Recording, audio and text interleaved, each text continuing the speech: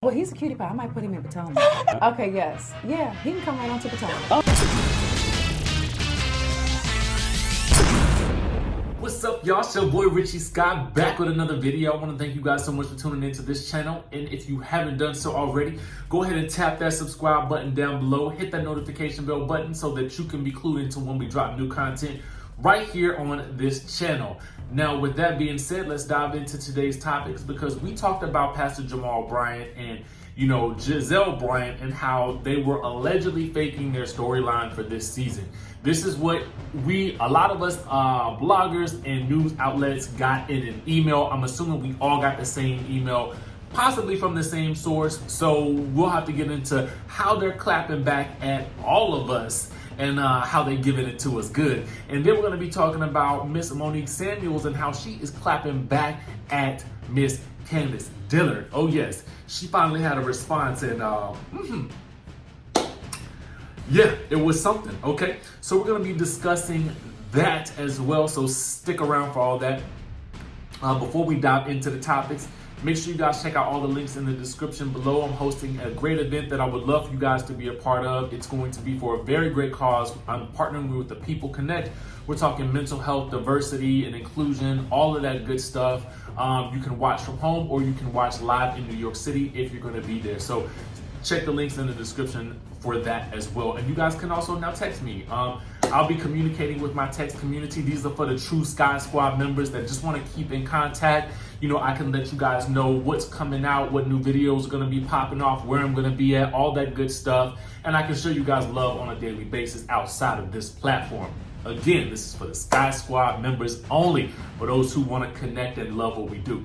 Now let's go ahead and dive into what we got to talk about. Miss GIZELLE Bryant and Pastor Jamal Bryant, apparently they heard all the blogs. They heard exactly what we had to say. They got into the emails. They heard it, and now they got a response because Mr. Jamal Bryant and Miss GIZELLE Bryant have posted to their Instagram. Oh yes, let's get into what Pastor Jamal Bryant posted because the squad had to tip me off that they done got in on the goods too. So let's discuss it right now. Now, first of all, let me go ahead and say this. Y'all know GIZELLE, as I always state, is one of my favorite housewives. Actually, ever, okay? She's one of my favorite housewives. I love, just it's something about her I just happen to love. I can't even deny it. I can't deny it. But here's what Pastor Jamal Bryant had to say. Now he posted this on his Instagram, and she also made a post wearing the same t-shirts. Now her t-shirt says the plot, and his t-shirt says the storyline, okay? And so he says this: y'all better stop reading those blogs, laughing emojis. Tell GIZELLE Bryant I need that money, LOL. Headed to teach class on the principles of co-parenting. Know your role, flip the script, don't do it for the gram. Don't treat life like a show, it'll impact your family's reality. And then she posted the same photo, well, a similar photo, but it just said Happy Valentine's Day or something like that. So I don't know. All I can say is that they are in on the joke, and I am here for it, actually. I'm here. This is the type of clapback that I'm actually here for. I mean, because the post is obviously meant to address the issue, but confuse the people, okay? Because at the end of the day, here's the thing. What we can all argue is, again, as I stated, we don't like no fakerization for a storyline on these shows. So we just, from me, in the squad, I'm just putting that out there. Don't be faking it. If y'all trying to make this thing happen, make it happen for real. And don't try to fool people into thinking something that is not, particularly Mr. Pastor, okay? Particularly you, Mr. Pastor, because you are leading the people, okay? The people are following you, and I feel as though it is your obligation to give us what's real and what's true, okay? So as long as it's on the up and up and it's on the above board type situation, I'm here for it. Now, GIZELLE, keep your eye open, okay? Keep your eye open, your ear to the streets. You need to be listening to the words down in the streets of Atlanta, okay? All I'm saying is, if the man's past is any indication, I'm not trying to say he can't grow from it and can't get to a better place, because obviously people can. And he is, supposed to be a man of God at this point. So we're going to hope and pray for his for him to continue to do his due diligence in the name of the Lord. Okay, that's all I want to say, because ultimately, when people watch these shows, we're watching for an aspirational lifestyle and some drama, yes, but the drama needs to be organic. But I feel like for you guys are in a very unique position because you are the pastor of a church and you could potentially be a first lady again. And we're going to be looking to you for something a bit different from what we may look at the rest of the cast for. So you guys need to understand that when you are, with this whole situation, that's a different level of responsibility, okay? Because people are going to be following that for a different purpose. And so I just want to say to you guys, if you guys are watching, if you are listening, we want, if I can see a black family unit, any family union for that matter, stay together, get back together, work for the benefit of the kids, and I am here for it. But again, no plots, no storylines. I'm gonna need organic stuff from y'all, okay? Okay? Moving right along, let's go ahead and get into this whole situation with Miss Candiace Dillard and Miss Monique Samuels. Now, I told you guys a couple of days ago about how Candiace basically popped off on social media. No one is sure why. I have no idea. The line is always open for you, Candiace, should you ever decide to, kind of come forward and let us know what was going on. She basically said, I hope I'm front and center when retribution and karma arrive to incinerate the ish out of you. You can try to come for me all you want. You'll always be wide with a thumb for a nose, and ugly never wins. Also, don't have your brother send my boss the email next time. Hashtag A girl. Monique responded, this can't possibly be about me. I shut her up months ago. Candiace responded back, first, I wasn't talking about you. Your wide-bodied peon, Sharita, has been busy with my name in her mouth and no boss to say ish to my face. Now this is for you. When did you shut me up? And please be careful because we all know the truth about this mystery wine glass and your status. Then Candiace said this, I'm happy to give the congregation the whole story, including what really goes on behind your closed doors if you want to play sis. Now, I'm gonna say this, if it don't happen on the show, I don't know if I need to know, okay? If it don't happen on the show, I don't know if I need to know. Just word to the wise when it comes to reality TV. You leave the personal stuff, the stuff that's happening behind closed doors, you leave it behind closed doors. You cast members, y'all got to have some boundaries. You got to have some boundaries because at the end of the day, when this show is over and done, you got to be able to sleep at night. Now, having said that, let me get into what Monique responded, and then we're going to talk about the person that Candiace was referring to, the Sharita in that post from above. Okay, but first, let's get into Monique's response. Monique said this. That trick knows nothing about my personal life. I don't share intimate details with my friends or show friends in her case.